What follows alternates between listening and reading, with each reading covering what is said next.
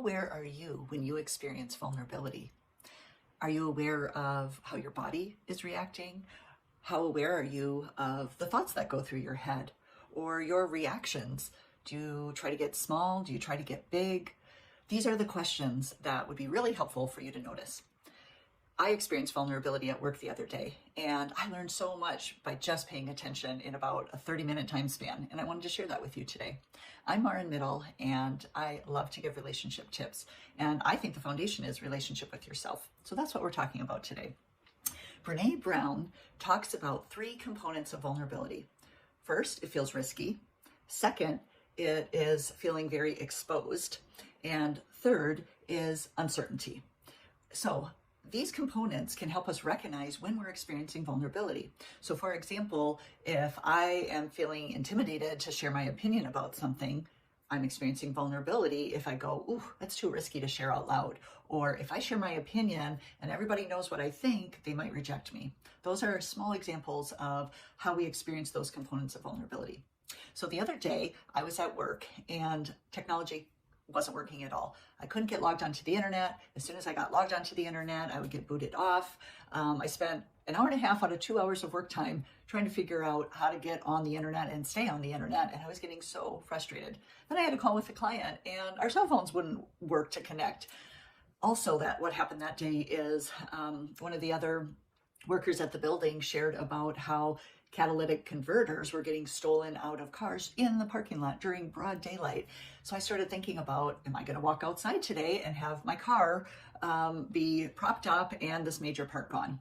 So all of this was stirring inside of me, a lot of frustration.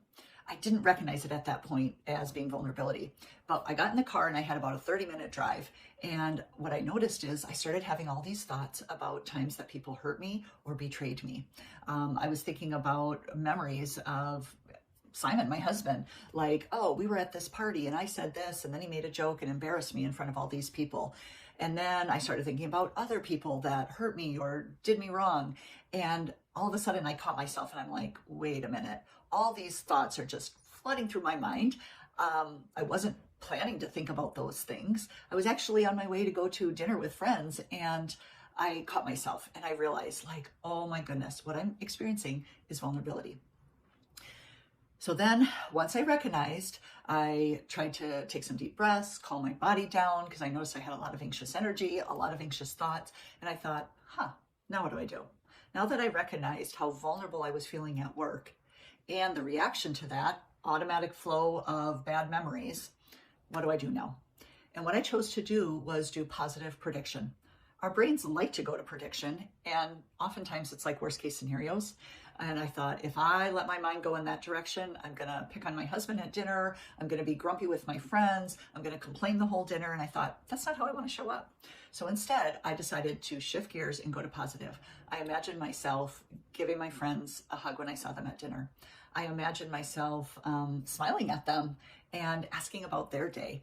I imagined myself being present and enjoying the meal we were going to share together, like being there to actually taste the food and enjoy that.